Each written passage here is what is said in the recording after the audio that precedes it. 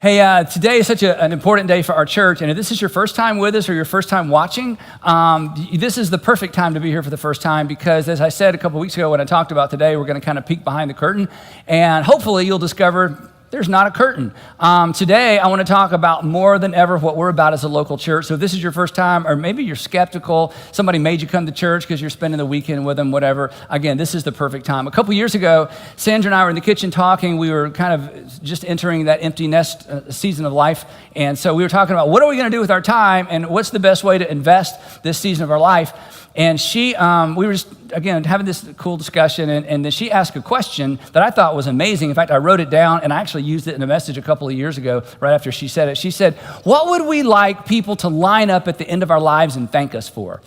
What would we like people to line up at the end of our lives and thank us for? That is a really good question. That's a question everybody should ask at every season, every transition of life. Hey, when your life's over and you're sitting on the front porch and your productive years are over, if you could choose what people were grateful to you for or the difference you'd made, what would you want it to be? So we had a great discussion about this. So today, what I want to do is I want to ask this same question as it relates to all of us collectively, as a group of Jesus followers and as a group of churches that are here in the Atlanta area and some churches that are scattered around the country. Now, if you're new, you may think that's a pretty arrogant question to ask, like somehow you're going to do something that's so amazing, people are going to thank you for it. But it's not really an arrogant question. It's not an arrogant question for you to ask as an individual. And hopefully, as you'll see, this is certainly not an arrogant question for us to ask as a group of churches, because whether you're aware of it or not, and I can understand why you're not, because you're busy people, we're going to talk about that. We, as a group of churches, we are actually stewards of extraordinary influence and unprecedented opportunity. That we as a group of churches in the Atlanta area really are stewards. That is, we've been given an extraordinary opportunity because of our influence and, as we're going to see in just a minute, an unprecedented, and I know unprecedented is like a big word, but we really do have an unprecedented opportunity as it relates to our city. Because thanks to your participation in groups, thanks to your generosity, thanks to the fact that you are involved in the community, thanks to your volunteering, churches all over the country, and in some cases all over the world, look to us as leaders and look to us for leadership, look for us to fix things that are broken, to solve problems that they're wrestling with in their own communities. And because of you, but really just because of your participation and because of our growth, we have extraordinary influence as it relates to what churches are doing all over the country and in some different parts of the world. And that's actually success for us, because in the beginning, our goal was to create a church that served as a new model for churches, because we wanted something, we thought the church needed to do some things better, do some things differently, address some issues that were not being addressed. And so from the very beginning, we wanted to create a different kind of model. And specifically, we wanted to create a church that unchurched people love to attend. We wanted to create a church that unchurched people, people who are far from God, people with questions that maybe nobody could answer, would show up, participate in church with you, and walk away saying, you know what? I'm not sure I believe it all, but that was helpful. I'm not sure I believe it all, but those are some of the finest people in our community. I'm not sure I believe it all, but I'm so glad my kids are involved. I'm not sure I believe it all, but you know what? That did answer a question for me. I'm not sure I believe it all, but I think I'll go back next time. We wanted to create a church where doubters felt the freedom to express their doubt. People with questions could actually ask their questions and hopefully get some answers. And you have been successful in creating that kind of church. You have provided a model for churches characterized by some things that maybe in the past churches weren't characterized by. You've created a church that's characterized by leadership culture. The churches that I grew up in, maybe the churches you grew up in, they were more like people who stood behind a counter and waited for customers to walk in the door. But leaders aren't like that. Leaders try to find things that are broken and fix them. Leaders see problems and wade into the problem. Leaders are the people who think about the future and the vision and how things could be better and how things could be different. And you have been part in this church and in the network of churches we've created of creating in the local church a leadership culture that has infected and impacted lots of churches. In fact, there has been a resurgence of leadership in the local church. That's why there's so many church plants. That's why so many more entrepreneurial thinking people have entered ministry. It's because you gave leaders the opportunity to step to the forefront of a local church and lead. And the reason you did is because so many of you are leaders. And you came to this church and our Atlanta area churches, and you were able to use your leadership gift. And it impacted our culture and created a model for other churches to follow. You've created another thing that you didn't know about. You created a multiplication culture. culture. When I was in seminary or graduate school studying theology almost 40 years ago, we had a professor, Dr. Howard Hendricks, and he used to say, men, don't be content. He said men because it was mostly men, ladies, sorry, it's not that way anymore, but it's a long time ago. He would say, men, he had this really rough, cool voice, say, men, don't be content with addition, multiply. You have to multiply. Jesus called us to multiply. And I can remember sitting in class thinking, yeah, multiply, but how does the church multiply? Because the only model I'd ever been exposed to was addition. You just add members and you add people. But you have cracked the code, and we have cracked the code on multiplication. You've multiplied groups because of what we do in the communities. You've multiplied environments in our community. You've now even been able to multiply churches. And speaking of groups, our groups culture, thanks to Bill Willits, who's here with me today, and our incredible staff of groups people who've been sort of pushing on this flywheel for years after year after year, it has been a game changer for churches. So many churches had sort of given up on a groups model because it was so difficult to multiply. But under his leadership and with your leadership, we've been able to crack the code on groups for adults and also in family ministry. The fact that we led the way in moving adult leaders with children through elementary school, then the same adult leader through middle school, same adult leader through high school, was a brand new paradigm for how to do children's ministry and teenage and high school ministry in church. As a result, it's not curriculum driven, it's not school year driven, it's relationship driven, because our goal was for parents to have a partner when it came to parenting their kids. And hundreds of you, actually collectively thousands of you, have plugged in with sixth graders and stayed with them sixth, seventh, and eighth grade. Thousands of you have plugged in with ninth graders and moved with them 9th, 10th, 11th, and 12th. Thousands of you have plugged in with children and walked with them through their elementary years. And again, have partnered with their parents in setting an anchor deep, so if they were to drift, they won't be able to drift very far. And this has been a game changer. It's a completely different model that hundreds and hundreds of churches have adopted. But with all of our success, we got one clap. Yeah, there, got 5 claps, yeah. Well, hey, you hear me say this all the time. As a parent, I would go to this church just because of what this church has done for my kids. And as I told you last week, I'm not getting my money's worth anymore. I mean, we're tithers plus to this church, but I don't get any free diapers and any free crackers, and nobody comes home with crafts. I asked Andrew the other day, did you do a craft? She goes, we don't do crafts. So anyway, the point being, I am such a thoroughly satisfied customer as a parent, and I'll get to this in just a minute, and I know this is kind of arrogant. I don't know why everybody in the city of Atlanta doesn't have their children in the incredible environments that you create. It's just incredibly fantastic. But the point is this: we can't and we're not going to coast, because there's more. There is more opportunity than ever before, because our Atlanta area churches are in some of the fastest growing areas of our city. And because we're in some of the fastest growing areas of our city, that means without moving, without building anything new, without paving anything new, there are more adults, and there are more children, and there are more middle school and high school students than ever for us to have the opportunity to impact. That's why we can't coast, because the issue isn't size, the issue is life change. Last weekend, I think I told you about this or mentioned this last weekend, but last weekend on Friday, we had an event just for our high school seniors, not high school students, just high school seniors from our Atlanta area churches. So last weekend, I had an opportunity to go up with Gavin and with Clay, and we got to teach just our high school seniors. 634 high school seniors. I was on stage. It was so emotional. We just had 25 minutes of singing. I was just blown away. And I pulled out my phone and I took this picture. Isn't that amazing? And again, as I'm talking to these extraordinarily mature students who are trying to figure out next steps, and their small group leaders were there, and to seeing adults who poured into these kids, and so many of you, walk with them from 9th, 10th, 11th, and 12th. It was so emotional. I thought, every parent in the city of Atlanta, you would be crazy not to have your student at Inside Out in the 9th grade, so that by the time they got to this age, they would have an understanding of the world and God and the way that the world works and relationships that these kids have. So again, there are so many things going on. Not only that, we have more than ever opportunity with university students because of the growth of Kennesaw State University, because of the growth of Georgia State University and other smaller colleges moving into the Atlanta area. Atlanta has become become somewhat of a college town, believe it or not. And we're seeing the results of that. And we have more opportunity than ever with college students. 3 of our campuses have college gatherings every single week: Brownsbridge Church, Woodstock City Church, and Buckhead Church. This past Monday and Wednesday, because Buckhead meets on Monday, the other 2 meet on Wednesday. But this past week, we had over 2,000 college students just at college gatherings. Here's a picture of Woodstock City with Sammer and Masad on stage, okay?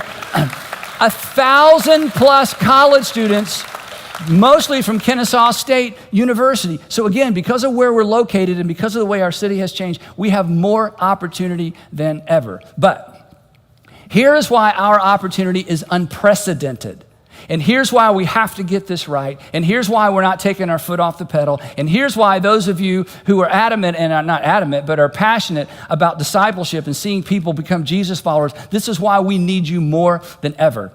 First, how many of you like maps? Anybody here just love maps? My wife loves maps. We actually have, believe it or not, have a room in our house that is a map room. And I don't love it. It isn't a beautiful room, but we have maps because she loves maps. And I said, yes. So we have maps. We love maps. So I want to show you a map. So this is obviously Metro Atlanta, and I want to show you our local churches with a 20-minute drive time to show you what to talk about this unprecedented opportunity we have. So here's North Point Community Church, where we are now with a 20-minute drive time. Here's Buckhead Church with a 20-minute drive time. Here's Brownsbridge Church, 20-minute drive time. Woodstock City Church, 20-minute drive time. Gwinnett Church, 20-minute drive time. Decatur City Church, 20-minute drive time. Gwinnett Church, Hamilton Mill, our newest campus, 20-minute drive time, which is extraordinary. But Chris, down at Southside, along Southside Peachtree City, and their church is here, then they can't start at a second campus, which is Southside Noonan, and then they just started a third campus, Southside Henry County. This is why we have an unprecedented opportunity in the city and around the city of Atlanta. We can invite people to church regardless of where they live and where we live. We have them surrounded. They say, well, I work in Alpharetta, but I live way up in Forsyth County. No problem. Well, I work up in Forsyth County, but I live all the way down in Buckhead. No problem. You cannot escape us. We are ubiquitous. We are everywhere. We are the only church or group of churches in the city of Atlanta with this opportunity, and we have to take advantage of this opportunity. And not just any city, right? An important city, a strategic city, a diverse city, an extraordinarily strategic city when it comes to what happens in our country and what happens with travel and what's going on in our city. And one of the great things, if you travel, you know this. So many of the large cities in the United States are landlocked because they're on coast. We can grow, like I need to tell you this, 360 degrees in every direction. And as we continue to grow and as we continue to multiply our footprint, we just have more and more and more influence and more opportunity. So here's what I want to do for about 15 or 16 minutes. I just want to dream with you a little bit about what could be and should be, about the difference that we can make. And then after we dream a little bit about what we could be and should be and the difference that we can make, then I'm going to ask every single one of you to do one thing that could change everything for somebody. In fact, it is the same thing that someone did for you that you would say, hey, it made a big difference in my life. In fact, it resulted in a complete changed life for me. So back to my original question. We're all sitting on the front porch together. It's a very large front porch. And this is over. Somehow this is just all over. And if you were to ask me, Andy, what would you like people in our communities to line up and thank us for as a collection of churches? If I could write the script, I would narrow it down to 3 things. Our contribution to the church at large, our contribution to our communities. And the first one would be this, that as a result of what we did together, I envision a world where the church is considered an essential part of every community. That when people find out a church is coming, they're excited even if they're not church people. That the church is considered so valuable and such an integral part of the success of any community that people would love the fact that there is a local church or a new local church in their community. That people would immediately think of all the good the local church does and the value that a local church brings to a community. And I got to tell you, Be Rich has planted that flag for us. Your generosity through Be Rich, which is our annual giving campaign where we give to the best charities in our communities, has been amazing. In fact, you should know that every time we have planted a church in a new community, one of the first things that the staff do before we even have a location or a piece of property, one of the first things that we do is we go to the local charities, whether they're faith-based or not. We don't worry about faith-based or not faith-based. We just find the best charities, the people who are serving children the best. The underserved children the best, the Title I schools the best, the people that are really knocking out of the park. And we go to them and say, you know what, we're coming to this community, how can we help?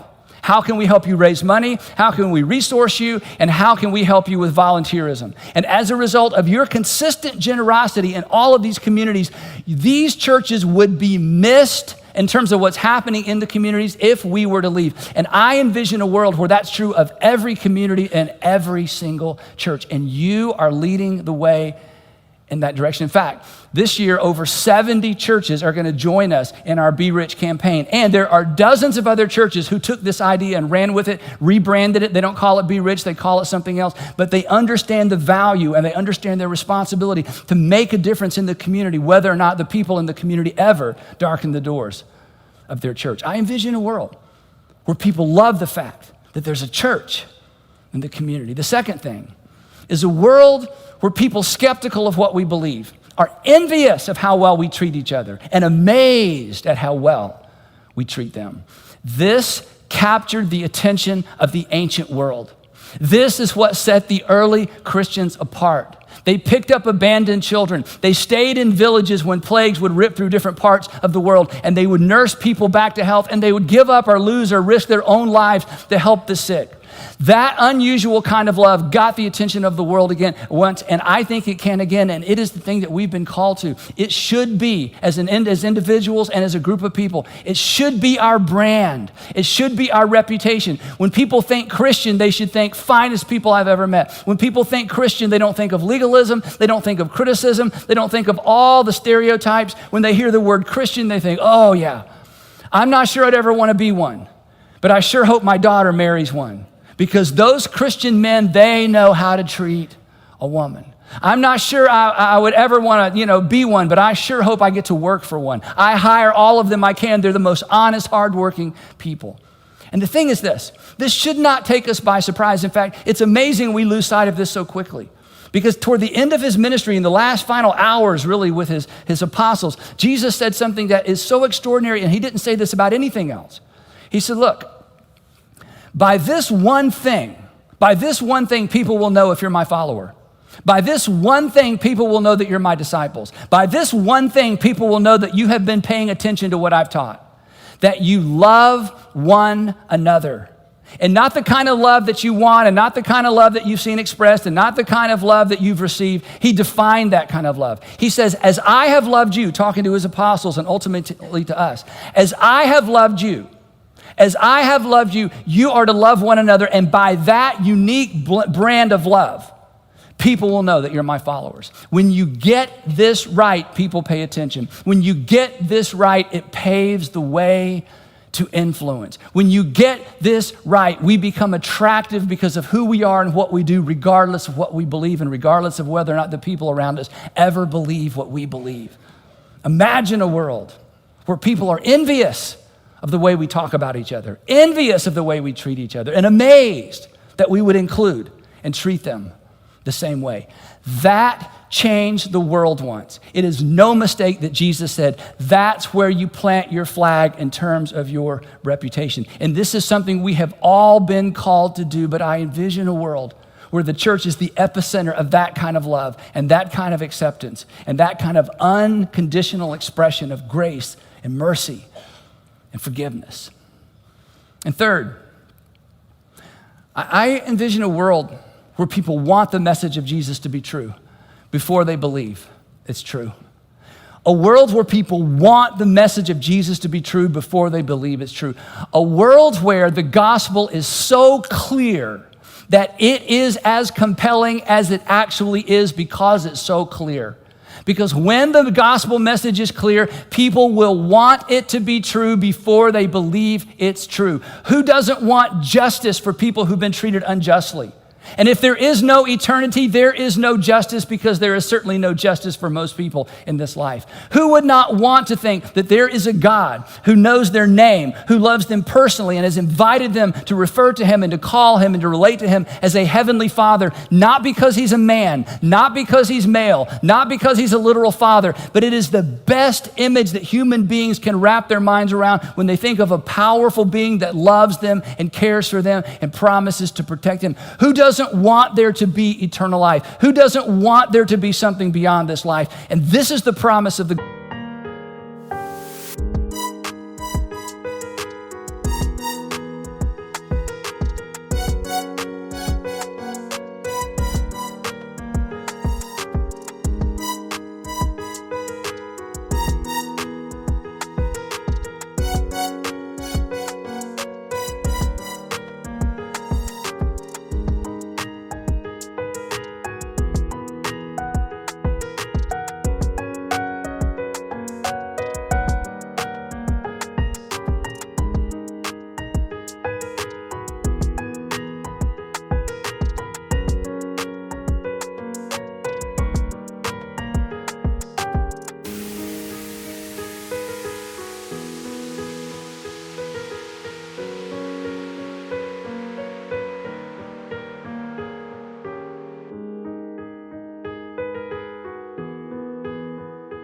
gospel. And this is the promise of Jesus. And when the gospel is clear, people should want it to be true before they believe it's true. And when it's cluttered and when it's complicated, it loses its appeal and we lose our appeal.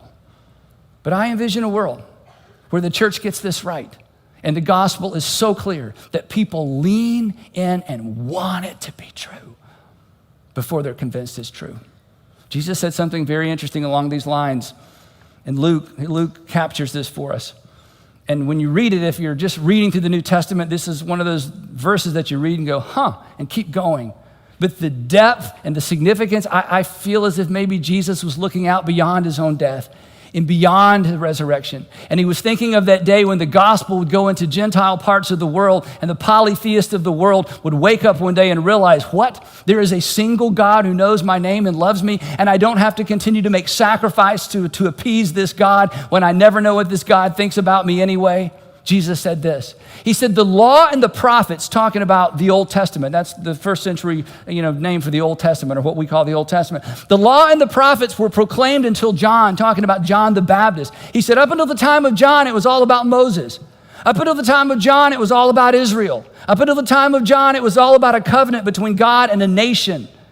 He said, but since that time, since the time that I, Jesus, stepped onto the pages of history, the good news that was missing up until now, the good news of the kingdom of God is being preached. And look at this next word. And everyone who's exposed to it, everyone who understands it, everyone who understands the implications of it, and everyone is forcing their way into it. When people understand the gospel, they lean in and they hope it's true. They wish that it would be true, because when it is clear, it is compelling.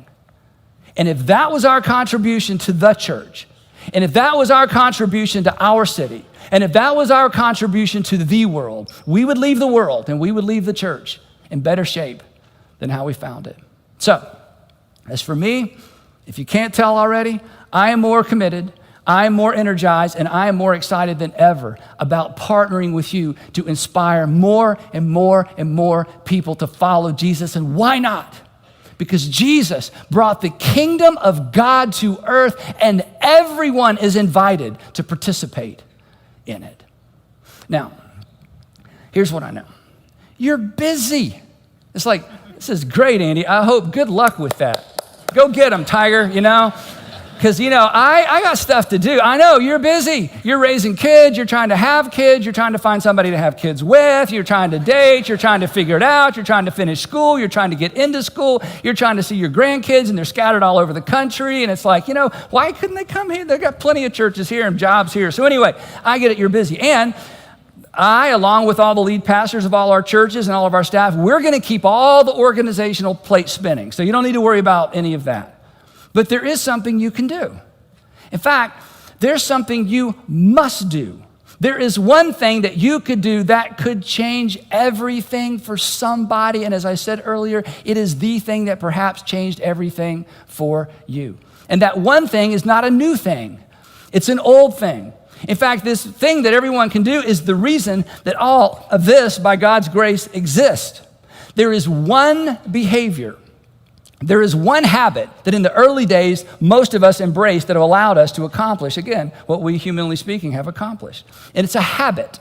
It's a habit that serves as what some people call a keystone habit. I don't know if you're familiar with this phrase or not. A keystone habit is a habit that has a cascading effect down to different areas or to all areas of a person's life or a company or a community or even a country. There's a habit that's so powerful it begins to affect everything. For example, tracking what you eat or journaling what you eat is a keystone habit.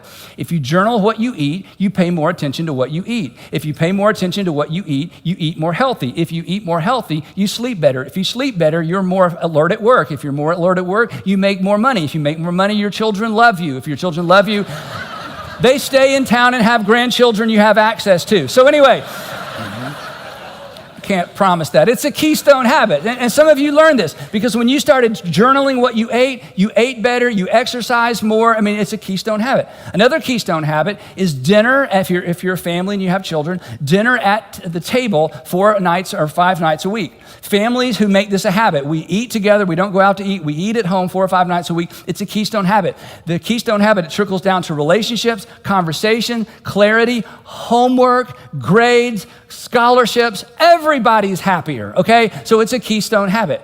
Well, organizations have keystone habits, and we have a keystone habit. And I want to call your attention to it, and I want to invite you back to it because it is the one thing that every single one of us can do that would make all the difference for someone in our communities.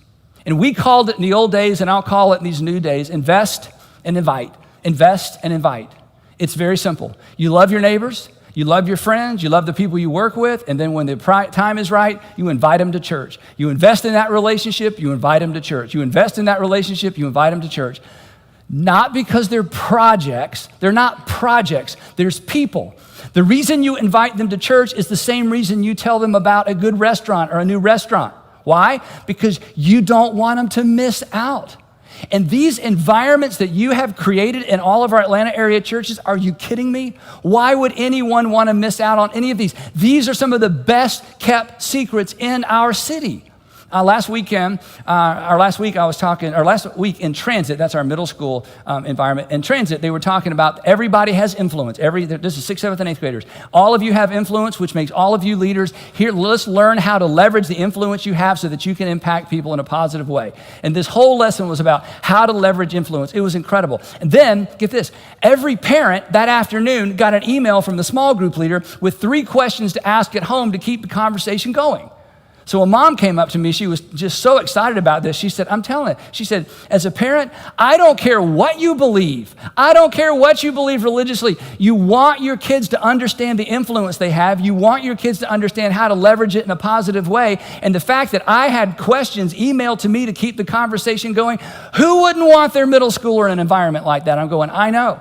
Every family in this city or in any part of our city should have their middle schoolers in these environments. That's just one example.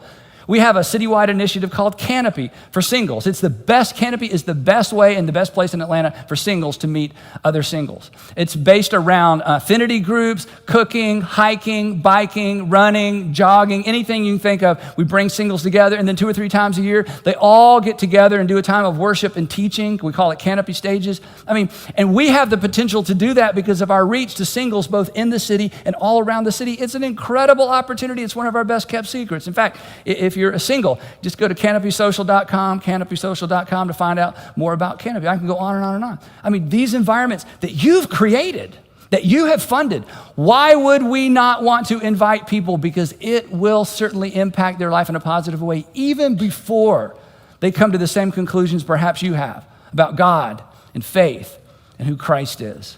But we're not going to stop here. Those are the old days. We're going to take it up 2 notches, okay? Not only are we going to invest and invite in the people in our communities and the people we work with, we're going to start inviting strangers to church. And I'm going to tell you how. I'm going to give you a little plan. Whenever you hear, now this is important, I've been doing that. I would never ask you to do something I haven't done or I'm not currently doing. Sandra and I have been doing this for a long time. Whenever you hear anyone mention what we call the three knots, the three little knots, whenever you hear someone mention one of the three knots, you're just going to invite them to church. Oh, you should come to my church. Oh, you should come to my church. You should come to my church. I mean, you're sitting in a booth, having coffee with somebody. You hear somebody on the other booth mention one of the three knots. You get up on your knees, lean over, and you say, hey, you should come to my church, okay? And you almost think I'm kidding, okay? Sandra and I have some really funny stories. We've just decided we're just going to do this. Even if it's even if it's a little odd and people might even think it's rude, we've decided, you know what? We believe so much in what we do. Why would we not take a risk and invite strangers to church? And here are the three little knots. Whenever you hear not in church, not going well, not prepared for. Not in church, not going well, not prepared for. Don't need to write this down. I'm going to hand it to you on your way out. Not in church, not going well. You're shocked, aren't you? Not prepared for. Oh, we're not really church people. Oh, you should come to my church. Oh, I'm telling you what, we moved to the city. We just were not prepared for all the changes. Well, you should come to my church. What? Yeah, you should come to my church. What's that got to do? Oh, you come to my church. I'll tell you what, things are not, you asked where my husband was. Well, things just aren't going well in our marriage. Oh, hey, you should come to my church. You say, Andy, really? Is our church the answer for everything? Maybe. What's it not the answer for? What is the gospel? What's the gospel not the answer for? There was a friend of my dad who I met because he was a friend of my dad. He's long since passed away, Adrian Rogers. He was a pastor in Tennessee. He tells a story about being on a plane, and he's this big, tall, handsome guy, and has this big Bible, and he gets on the plane and opens his Bible, and the guy next to him kept looking, and finally the guy said, okay, because it's like a big Bible. It's not like online Bible. This is like Bible, okay? One of those. And Adrian did this on purpose because you couldn't help but see him because he was so tall and handsome, and he's got this big Bible, and the guy said, hey, why do you read that? And he said, well, there are only three problems in the world: sin, sorrow, and death, and this addresses all three. Just went back to reading. He said about 15 minutes of the flight, the guy says, okay, I've been trying to think of something that's not related to sin, sorrow, and death. There's just three problems: sin, sorrow, and death. And my friend, you are the jars of clay, and I'm the jar of clay that is the container for the hope of the world. So yeah, if somebody's not in church, they should come to church. They should come to your church. If somebody wasn't prepared for, we can introduce them to the person and the one that can help them get prepared for. And not just that, we can help them. And if things aren't going well, that's what we do, is we help people for whom life and things and family and aren't going well. So yeah. So when you hear one of the three knots, you go, oh, you should come to my church. You should come to my church. You should come to my church. Now, we're not stopping there. I'm going to give you the specific invitation, okay? Because we're not playing around. This is too important for us to just play around, think, well, we're a big church and we got it under control. So here is the specific invitation, and I have been extending this invitation for 3 months, almost 3 months now. Every single week, I told our staff, I said, every single week, I'm going to extend this invitation to someone, and you can call me on it and check me on it. And here's the invitation: come sit with me. Come sit with me. All together, everybody out loud, come sit with, not, well, you should visit our church sometime. See ya. Hey, you should check it out. You should watch online. Nope, we're not doing that anymore. And I want you to use good judgment. But the invitation is, hey, come sit with me. So I've been inviting people to come sit with me I have some of the most amazing, wonderful stories. Because when I say come sit with me, they're like, with you? I'm like, yeah, I sit in the same seat every single Sunday. Just say Andy said I could sit with him. So this 9 o'clock service that I was having a direct message conversation with somebody in the city on Twitter, and I said, come sit with me. And they showed up this morning, 9 o'clock, sat right here. I never met them before until they walked in. They had to identify themselves. This afternoon at 4:30, oh, thanks. 4:30 service, anyway, so this is our invitation. Come sit with me. One more time, all together. Come sit with me. That's it. Just come sit with me, which means you have to be here, and it means that you have to save them a seat. And if you're volunteering, you're thinking, well, I can't invite somebody to sit with me. I'm taking care of a small group. You just let us know. Text us, email, let your director know. I can't be there. Somebody's going to sit with me. Because we're going to invite them to come sit with me. Now, I'm going to make it even better. There's more. Now I'm going to teach you the elevator pitch. We have an elevator pitch, okay? Now, not a sales pitch. We're not selling anything, right? This is the elevator pitch. This is why they should come to your church. Because, so what's your church about? And what's the name of your church? And what kind of church is it? Or, well, to be honest, I would rather chew on broken glass than go to church. So no, I'm not going to come sit with you. I'm not going to come to your dumb church. So here's our elevator pitch, okay? when somebody says, what's your church about or why, tell me about your church, here's what we're going to say. Well, here's the thing. You know how life is complicated. And, you want to get it right, I want to get it right, and we want to help. Life is complicated. Parenting, they got the stroller. It's so complicated. You know what? And you want to get it right. I mean, you got these little ones, and at North Point Community Church, we just want to help. I know it's so complicated moving to a big city, and you want to get this right. And, at our church, we just want to help. So what's your church about? Well, you know how life can just get complicated? Oh, yeah. And you want to get it right. Yeah, of course, I want to get it right. And our church, we just want to help. Life's complicated.